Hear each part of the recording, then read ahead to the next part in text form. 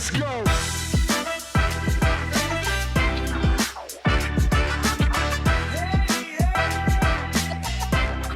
All right, we're back. Trailers to Yachts, Season 2, Episode 27. Where the hell have we been for the last 3 months? 3-month hiatus. The fans have been wondering. A couple of them probably. Yeah. Yeah, lots of people reaching out, asking. My mom keeps texting me like, where's the podcast? Our friends and family. It's pretty viral. Yeah, new bar, new set. Oh, yeah, lot new of set. changes. I totally... We're no longer in your basement. We can do day casts. Day It's casts. not all night casts. Yeah, which opens up our availability Yeah. for more scheduling. Just thinking about the guests when you're like, yeah, it's in my basement. You can come at like 9 o'clock on a Monday. Be all right. Yeah. Who was it? One of them, I think it was Bite This. Annie, her husband, did a background check on us. Yeah. She's like, who are these guys inviting my wife to their basement? It's fine, just a podcast. The Smash Buddies, and we're going to their basement. It sounds totally legit. All right, well, let's start it off. Inaugural cheers. Cheers. Back at it. So 3 months, where the heck have we been? What have we been doing? Working in the brewery district. Yeah. Straight, pretty much. The reason we shut the podcast down was May 1st, we signed the lease on a expansion project, which is a 1,200 square foot bar. I think is it 1,200 inside plus a 700 patio? Something like that, yeah. Yeah, something like that. It's basically another 60 seats if we really pack the thing out. Mm-hmm. So the bar itself can sit like 25, so... Yeah, and if you guys haven't seen it yet, it's located literally directly behind our restaurant. It's attached to the same building. But yeah, we signed the lease for that May 1st, and then I spent 20 days in hell building that thing out to get it ready. Yeah. Paint and tile and Buff and a couple other copper. things. Buff and copper. Yeah. So we did, I don't know if we talked about it last time, but we also did the kitchen expansion. Mhm. Got a new griddle, got a new fridge, Whole nother completely, line. yeah, whole nother line. Fryers are completely moved. Got the bar, hired probably another 5 people. Meanwhile, had like half of our staff turnover at that point. Mm-hmm. Just been a whirlwind of things. Yeah. And then trying to figure out how to open a bar. Yeah, And then- a lot of deep cleaning on the bar side. Oh, yeah. And I just had a kid 4 days ago. Not that big. Congratulations. Yeah. Cato. Cato. Mm-hmm. With a K, obviously. Yeah, so we've been a little busy. Yeah. A little busy, but we're back. Yeah, what else do you want to talk about? I mean, I think we can go over just, unpack some of that a little bit. What it was like opening the bar, how it even happened. Because we'd been in a precarious situation for the last 8 months before we finally took it over. So we were all kind of relieved that we were finally moving forward with it. I think we talked about it, but we shared the space with another business. We won't go into much details this podcast because we've got a lot to say. Yeah. But they decided to amicably leave and go to a different space. Mhm. And so that made it available for us. Which was kind of something when we got the space. We always had our eyes on that bar. And, Yeah. it worked out good for us because we could start small in the restaurant, figure that out, and then we figured it would be a year or two at least. And I think it was 9 months Yeah. that we took it over. So it happened a lot faster, but we were ready for it. And so now at We least were, thought we were ready for it, but we had also just done the kitchen expansion, which was, that cost us $8,000 just to do. And then it's like, oh, here's a bar, here's a lease. We need your first month rent. We got to completely do everything there. So it's just a lot of money that I don't think we were necessarily planning on spending in such a short amount of time. But overall, it's been a very beneficial thing for us, I think. Yeah, and it's going to allow us to do so much more. It was absolutely, I think, the end goal of this space is acquiring the whole space because we already had the kitchen in the front and it just made sense. Having 2 operations in there working separate of each other is just difficult. I think if I've learned anything from this is we do not work very well with other people.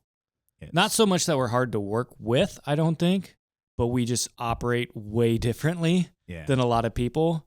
And we're very bullheaded and we don't like to compromise, especially when we have standards. We have standards. We have standards. And of we how don't like things- to compromise our standards. So Yeah. But that place actually moved out to a better location. I think is way Oh, for more sure. fitting for what they're trying to do. So Yeah. I think everybody kind of won. oh yeah, Um, it's cool. but- I mean, they've shown the space. I wish them all the best, Yep.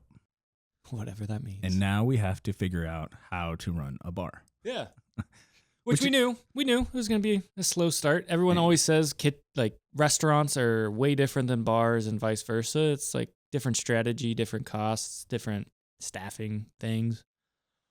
Yeah. But I do think it's like the same. Like, I don't know. I've probably met 20 people at least in my life that are like, I want to open a bar. I want to Oh, open a yeah. bar. You know, like everybody I feel like is like, oh, it'd be so cool to own a bar. You know, then you can have all your friends and family come hang out and drink Yeah. for free. And it's not like that. No, not And, at all. Believe it or not, it's pretty difficult to just open a bar. Even when you have 100 plus, 200 plus people coming into your restaurant every day, convincing them that there's a whole other side to go check out and, you know, not just come here for the burgers, come here for drinks too. And Yeah, sports season's about to kick off, so we'll see how that goes. But yeah. I feel like it shows how much people like what they like. So it's like you've been going to a bar for 10 years. You're not going to change it up. It's like hard to get people like out of their routines and their habits. Be like, hey, Yeah. we got a new spot. It's like, now we get burgers here. We go drink down the road. That's the way this goes. Well, and yeah, I mean, I have my style of bar that I like to go to when I'm going out, and Yeah. that's changed dramatically since I was in my 20s of what that looks like. But I feel like people also have like their bars for the events or the day of the week, you know, what the vibe is. That's the kind of bar they're going to. So trying to find ourselves and what our brand or bar identity is, Yeah. you know, where we can reach the most people and make it a spot where people want to go on the regular. It's been a journey. Yeah. Which I think we can talk about that a little bit. It's called The Beat. Mm-hmm. The reason we kind of wanted to call it that is because the Brewery District, as we've talked about before, has kind of been like a spot that's been downtrodden with construction, COVID. A lot of businesses have left. So it's kind of like still an area that is underutilized and undercapitalized. So it's like we wanted to be one of the first movers and like kind of the heartbeat of the Brewery District. So that was kind of like the whole idea behind the bar. And that heartbeat is on life support. It's beaten. It's beaten. But yeah, no, we had several people coming into the restaurant, and we still do, like weekly at least. Somebody comes in here and they're like, man, 20 years ago, this place was Yeah. the place to go. Not our restaurant, but the Brewery District as a whole. Yeah. You know, it was all the bars, all the live music. It was like the spot to go every weekend. So everybody wants to bring it back. And we've talked to a couple other like businessmen around here that are also had the same idea, Yeah. you know, and then with everything else with the construction and COVID, it's just kind of turned into a wasteland. So Yeah. It's only a matter of time. We've hammered it home enough times, but I think it's Yeah. such a cool historical spot that I don't know. It's unlike anything else Columbus has to offer. Yeah. Yeah. the distillery next to us is still 18 months out, Yeah. but that's supposed to be happening. The road's almost open. This fall. We're a couple months away, I think. We got Hosters back in the Brewery District. Oh, yeah. I don't know if we've ever talked about that. No, tell but- us about Hoster's, Cole. So Hosters is one of the first breweries in Columbus. I think it's probably right along with Schmitz when they opened up, which I think was like 1853. So- yeah, I think Hoster's was 1830. 1830 something. Yeah, so it's been around for a minute. And I think there's like some relation, like, you know, it was a big German town, the Brewery District, like, and then German Village, like that's kind of like where a lot of the German immigrants came. But Hosters was basically the first big brewery that was in Columbus. And, you know, they have all kinds of cool historical memorabilia. We have some of it in our bar, but they went out of business. I don't exactly remember when. Great Depression. Great Depression. So like the Yeah, whenever that was. Yeah. Whenever that 40. was. 1930s. Yeah, 20s. I think it was 20s. Well, there's a Roaring 20s, which I think We should happened not after. talk about history. All right, let's on our cut podcast. all of this because this is embarrassing. Nah. But it closed down in the Great Depression. They reopened recently. They have a new spot by the airport, and they have all the original recipes. Mhm. They have Gold Top, the Amber Lager. They have the Hefeweizen. Fantastic beer. A lot of people don't really remember it. I mean, those who do. But we're like, it seemed like a great idea to kind of collaborate with them and bring them back to the brewery district. So Yeah. I think we're one of the few people who have them still on tap and definitely in the brewery district. Yeah, it was I think 2023 when they started up again, and they have goals to be on every tap in the city, but they're still new and working out their processes. And Yeah. the biggest thing is like inventory, I think, for them right now. But when we had the idea to bring them in here, I was like, this sounds like a great idea. It's 1800s beer from the brewery district. We got to have it. But then I was like, hopefully it tastes good. I really, because the story is awesome. I want to sell the story, but I really hope the beer tastes good. So I went out to their brewery and tried it, and I was quite impressed. It's fantastic. It's honestly been crazy how many people actually know who they are too. Yeah. Like- And it's a cool story for out-of-towners. Yeah. When you walk into the brewery district, you can feel the 1800s vibe when you walk around down here. All the buildings are all historic. And so, And when You you're kinda there get late at that. night, you definitely sense the ghosts that are walking around. yeah, we named ours Gasper. But, yeah, so that's Hoster. We got Hoster. Yeah. We've had all sorts of drama with our draft system, but we're figuring that out. Yeah. Old building, draft system that hasn't been used in a few It was years. like 4 years. I mean, we got good people working on it, so it's been Mhm. pretty consistent lately. But I mean, I think going into it, we thought we would be a lot busier than we were, at least on the bar side. So when we opened the bar, we expanded our kitchen hours, and we were hoping people eat, people want to drink, vice versa. Well, it turns out when we opened our hours more, people just wanted to eat. Like the weekends, like we'd get people 9, 10, 11 o'clock, and they're just there for burgers. It's like, we got beer. You want beer? No, I just want burgers. So like we've seen a decent, like a good uptick in business, but it's just been from Just burgers. mostly expanding our hours. Like Mhm. eventually we want to get our liquor sales and alcohol sales to like 30% of our total sales. And I think right now we're at like 7%. Yeah. So there's still a huge runway I think we can still capitalize on. It's just finding like the niche, like what kind of bar we are. Yeah. Which when we initially had when we conceptualized it all, it was like, this is going to be like a neighborhood bar, not a dive bar, not a like crummy bar that people go. It's super dirty. You feel like you're going to get stabbed at. There's plenty of those in the city, but not like a super, ritzy, high class cocktail bar. Just Right. somewhere nice in the middle, a hangout spot. People can go, they can drink and just have a good time. Yeah. So we're still, getting the word out for that. Yeah, and we've said it a couple times, just talking over the last few months, where it's like we've really established ourselves as a restaurant, Yeah. and people, when they're hungry, they're like, especially if they're looking for burgers, all of our customers, like, we go to Smash Buddies, but when they want to get drunk, they're not thinking, let's go to Smash Buddies. Yeah. So it's still like trying to figure out how to market to that, and marketing a bar is completely separate, because you're not selling a product. You're selling the same product that every other bar is Yeah. already selling. So you're selling the experience in the environment, so like that's a complete 180 from all of our marketing that we do on the burger side. It's like, we're specifically selling our product. I mean, Yeah. we were selling it out of a trailer, dragging it around behind my Tundra. It's like people didn't care how it got to them. It's like they want the final product. That's Yeah. what they care about. Where it's a bar, a beer is a beer. You get the same beer at every single bar. Jameson's Same the same Jameson, wherever yeah. you go. So you're selling a completely different thing, or trying to market a completely different thing. And that's what we're learning and trying to work through. But I think we also opened the bar at probably arguably a terrible time. Yeah. But Mm, Talking to other bar owners around. Yeah. It's not the best time. Bad location, bad time, but I mean, eventually it'll pay off. I think it's better to start in a terrible location at the wrong time, because then Yeah. you really have to push yourself. Yeah. And That's- I'm probably overplaying a bit. It's not that bad. Like we've been definitely steady It's it's just grown. you open something, you want it to you want to be the overnight success where the next day you open the doors, you have a line out the door, it's crowded, it's you don't have enough staff, Especially and it's crazy. But after working every day for 2 years. exactly. You're like, this is it. This is what we need.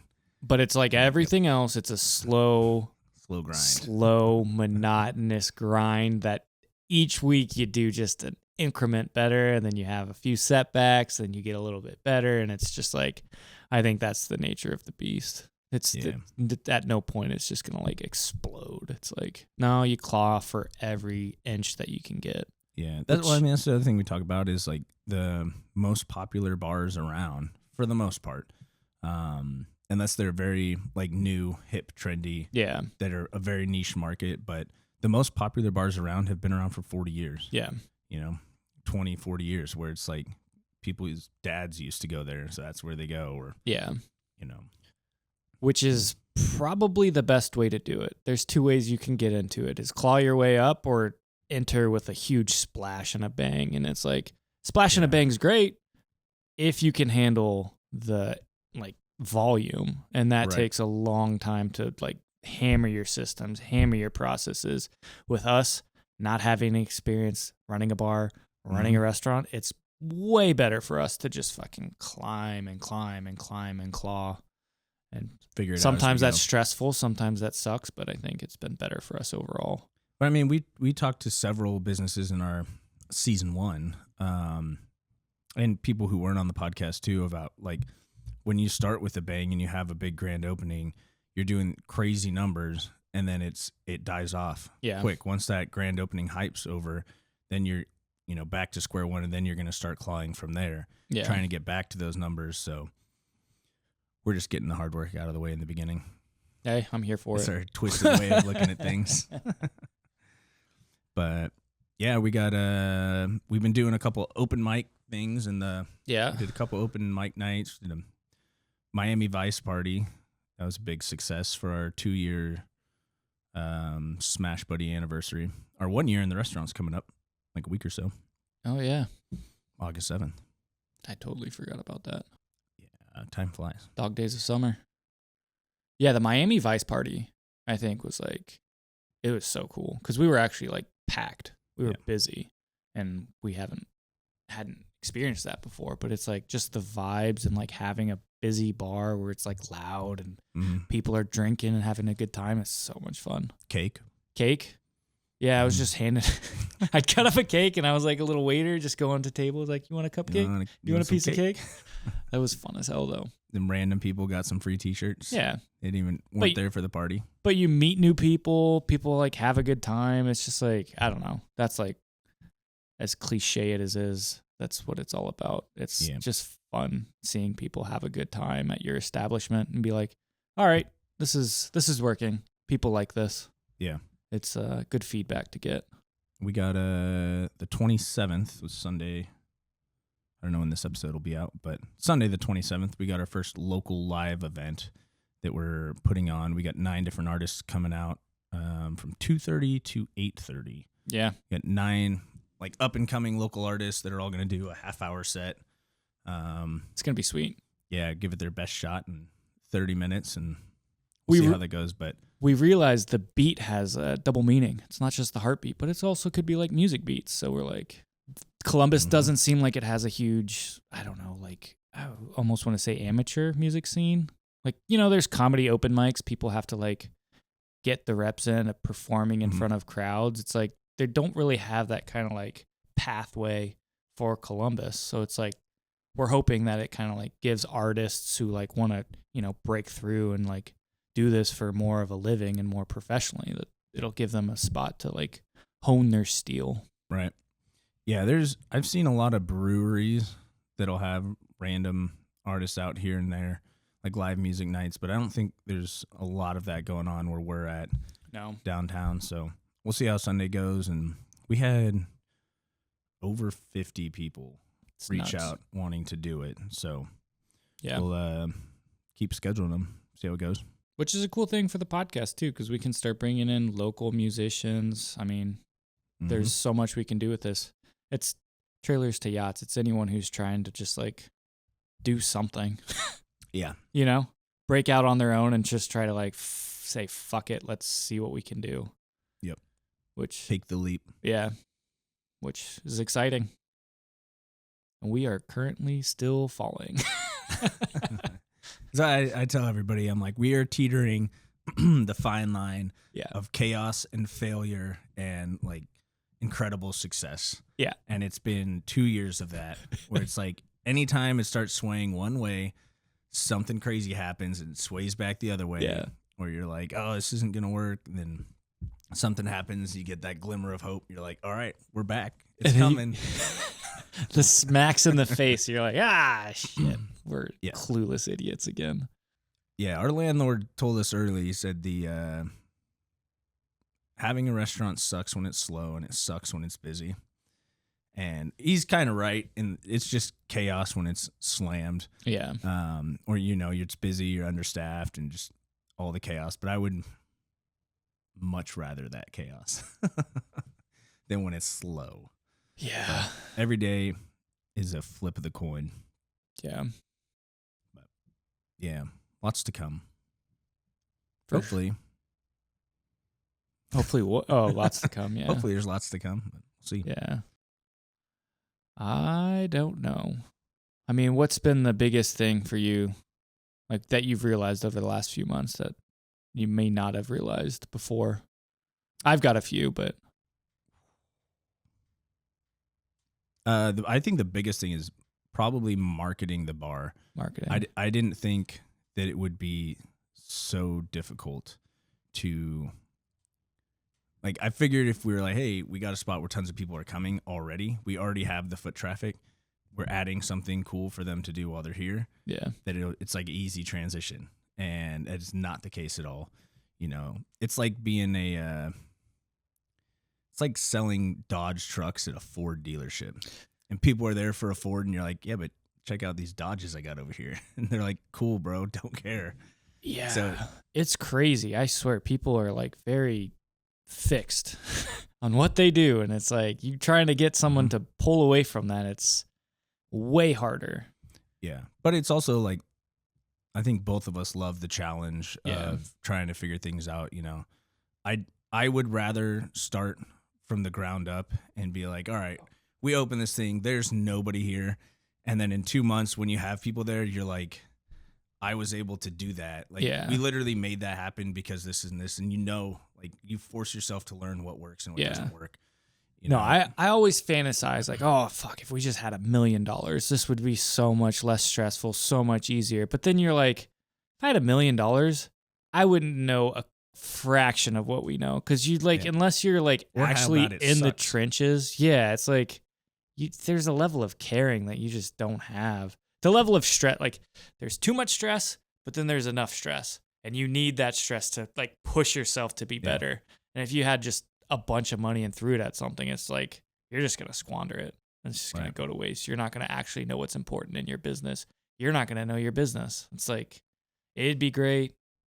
But on the other hand, I think this is the way it just has to be done. I think Yeah.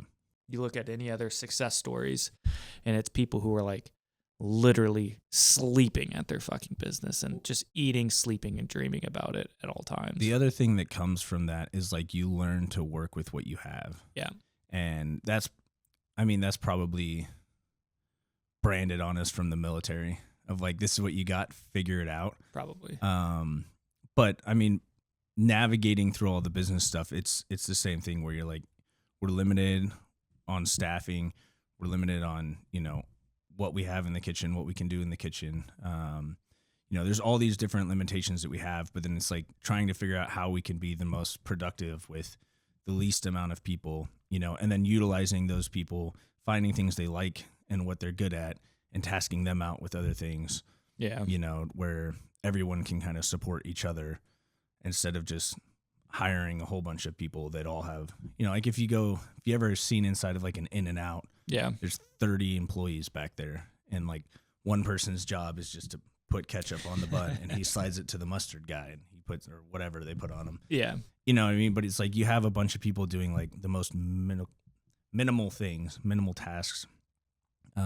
We work very different. So different. We have the minimal amount of people doing as much as we possibly Yeah. can, and it's Which I think is the biggest thing I've learned. It's like how important your employees are and Mhm. like your culture within like the business and the kitchen and the front of house and everything. It's like if people aren't happy, if your employees aren't happy, your customers sure as hell aren't happy. Yeah. Like no one is. It's like that. I feel like that's, if nothing else has been hammered in, it's like that is the most important thing is your employees' happiness. Mhm. It's like, they're not always going to be on. They're not always going to be 100%. Life happens. Like one employee might, have a bad day, but then you have 3 other employees can like bring them up, and like one bad egg in the kitchen who's like constantly dragging everyone down. The product suffers. The kitchen environment suffers. Everyone's not happy. Everyone's walking on eggshells. And it's just like, it's horrible on just like everyone's mental health and just the business and as a whole. And Yeah. it's like bringing people into that team is such an intimate thing. It's like, it's not just a job. It's like, no, we want you to be part of like, again, cliche. It's the Smash Buddies family. It's like, we want people Right. who are happy, who care about this. Like, yeah, it's a job. It sucks at times, but it doesn't always have to suck. If you're like vibing with your other people, it's like, it can be fun. We can make this a game, and then we get paid for it, and then we go home and have our lives. And I don't know. It's been, I think, if nothing else, it's just like figuring out the balance of like, how do you keep your employees and your company culture like at the forefront and something that Mhm. you're constantly developing and making sure you're guarding. Yeah, and we've had several employees have told us, or at least me, maybe they don't tell you, but they say Cruz was saying, no, sorry, I don't want to name him. One of our front of house employees was saying he much prefers when you're at the restaurant than me. me. I think he was joking. Yeah, he talks trash a lot. He probably said the same thing to me. I know. But no, we've had several of our employees have told us that this is like the best place they've ever worked. Yeah. They love working here, which is humbling. It's cool that we've created that kind of environment, but it is annoying because that's basically the whole reason why we started this. Yeah. Because I'm like, man, working for everyone else sucks. There's got to be a better way to like run a company and have employees and treat people with respect. Yeah. And What just a be novel like, thought. like, what if you just had a business where you just treat people decent, Yeah. and not like trash because they work for you? And then we started this thing, and now, we're the ones not treating people like trash. Like we're the ones that can make that decision, and like build that environment how we want it to be, and it's cool when your employees are like, I love being here. I love coming to work. After a couple of days off, I'm like, man, I want to get back and hang out with the guys, and Yeah. so it's cool. No, that's like so far been the most fulfilling thing. It's like, yeah, customers love our food. That's awesome. I'm glad they like our product. But it's like creating an environment that people like don't dread going to and are kind of happy to go to work. And like, Yeah. That's what's I feel like most important to me so far. Yeah, and all of that trickles down. It It sounds all- so cliche. I hate myself. Yeah. It just sounds so bad, but No, I mean, mean- it all trickles down though. It's like the food. If the kitchen's happy, yeah. the product is better. Yeah. If the front of the house is happy and inviting when people come in, like people, I was talking to one of our front of the house guys the other day, and I said, when people walk in and they're immediately met with like really good emotional feelings, the food tastes better, the drinks taste better, Yep. and they leave happy. If Yep. they're met with negativity, or anything opposite of a fun, warm environment where you want to hang out, it starts like it changes the trajectory of their emotions and their experience. And so then as soon as they get their burger, they'll start nitpicking. They get their drink, they start nitpicking, and then they leave and they're like, they have a negative attitude from the beginning. They're like, meh, Yeah. So it's cool that you can kind of course correct people as they, customers come in. You were telling a story earlier about a guy who came in and wasn't feeling it when he first walked in. Well, he wasn't not feeling it. I think he was just tired. Like he just came to a bar and was like, yeah, what do you guys got? Like, you got anything on tap? Just pick me a beer. I don't really care. And he's like, do you guys have any cognac? I want Martell. Like, you guys got Martells? And we're like, no, we don't have any cognac. Like, we're still a new bar. We're kind of figuring out what the environment, so we just haven't got them. But I was like in the corner, kind of overheard the conversation. I was like, you know what? Screw this. This guy seems like he's having a day. I am going to run down to Kroger, buy a bottle of this Martell's. I'm going to Google, like, what's the best kind of, like, What the hell is what even entry that? level? Yeah, what is this? And then I'm going to run back and I'm going to be like, here you go. Hopefully that makes your best. And I was like, first one's on me. And it just like people don't do that. Yeah. And I was like, this seems like a cool opportunity to be like, hey man, I see you. I hear you. I want your day to be better. You came into my establishment. Yeah. You made that choice. I want that choice to be a good choice. So I'm going to do everything in my power to make you happy. And I think he was pretty stoked. So, you know. Yeah, I would be. Yeah. And that's like, That being said, you know, don't come in expecting us to run and get you a bottle of whatever you want. yeah, I We'll mean, try. within reason, we'll do what we can. It's Do just it when like, Cole's working. yeah, I was sitting, like, we weren't super busy. So I was like, screw it. Why not? Like, Yeah. He's a lifelong customer. I think every time he's like in the area, he's going to come to Smash Buddies. He knows he can be taken care of. It's like, that's the other thing. It's like clawing. You have to claw for your customers.